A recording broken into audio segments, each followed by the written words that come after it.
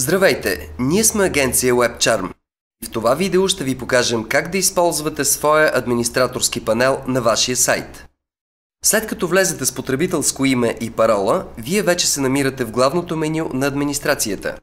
В следващите минути ще ви покажем как да създавате и редактирате страници във вашия сайт и как да работите с тяхното съдържание. Според характера на вашата страница, вляво в администрацията ще откриете модулите, които изграждат сайта ви. Главно меню, категории, проекти, страници, банери и други. Започвайки от менюто на вашия сайт, трябва да отбележим, че е нужно всяка една страница да съдържа коректно попълнени име, SEO заглавие, SEO описание и SEO ключови думи. Ако изпитвате трудност с това, ние от WebCharm сме насреща. Но нека сега да поговорим по-конкретно за това как да създадем нова страница. От главното меню в администрацията изберете модула, който ще ви заведе в категорията с вашите проекти. Вдясно на екрана ще видите бутон "Добави" и след като кликнете върху него, ще ви се зареди форма за създаване на нова страница. Независимо дали създавате нова страница, новина, проект, банер, нова категория в менюто, вие трябва да отделите нужното време и старание, за да попълните всички полета коректно. Не е добра идея просто да създавате страници без да попълвате заглавията, описанията, ключовите думи. Така вашият сайт ще си остане невидим за търсачките.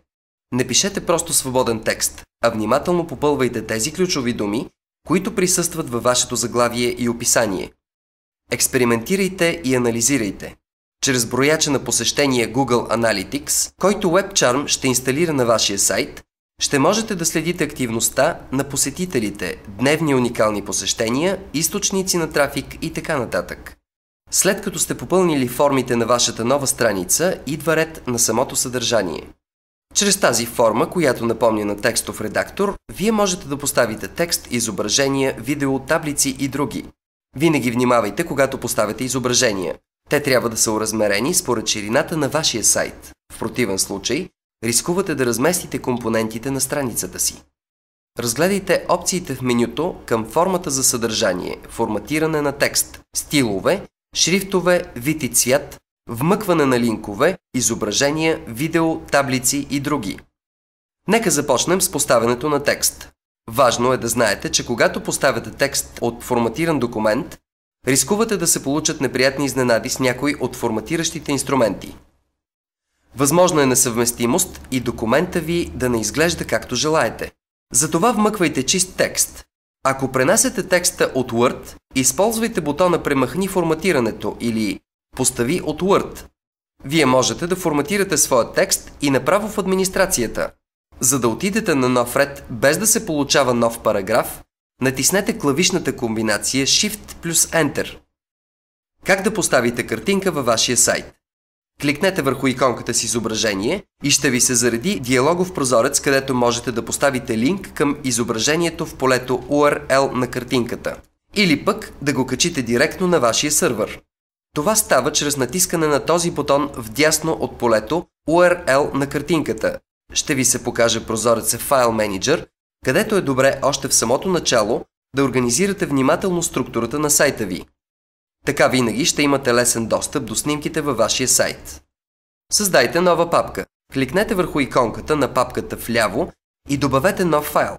От Browse намерете файла във вашия компютър и го добавете. Можете да промените размера на снимката от следващата опция в прозореца "Промени дължината". Уверете се, че тя съвпада с ширината на сайта ви и натиснете "Качи". Ако всичко е наред, ще ви се изпише съобщението "Файлът беше качен успешно" и ще видите името му по-долу в прозореца. Изберете снимката, която искате да качите и натиснете "Вмъкни" и "Запази". Снимката и съдържанието вече са качени на вашата нова страница.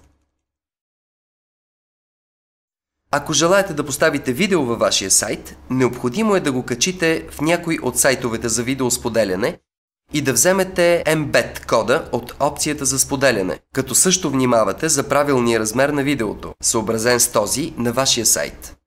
Поставете кода в полето за текст в вашата нова страница и натиснете "Запази". Необходимо е да натиснете бутона "Запази" още веднъж, за да стане активно видеото в сайта ви. Как да вмъкнем линк към друга страница от нашия или друг сайт. След като вече сте създали страница, всеки един текст от вашата статия може да се превърне в препратка към друга страница. Селектирайте текста, който желаете да препраща посетителите и натиснете бутона "Вмъкни, редактирай хипервръзката". В полето "Редактирай URL на хипервръзката" поставете линка на страницата, към която искате да препращате. От меню "Цел" изберете дали страницата да се отваря в същия или в нов прозорец. Това е важно, ако поставяте линк към ваш партньор, клиента ви да не загуби вашия сайт. Ако пък линка е препратка към вашия сайт, вие можете да изберете страницата да се отваря в същия прозорец. Преценете сами кое е по-подходящо за вас. Натиснете "Обнови" и хипервръзката вече е активна. След което обновявате страницата си, като натиснете "Добави, редактирай".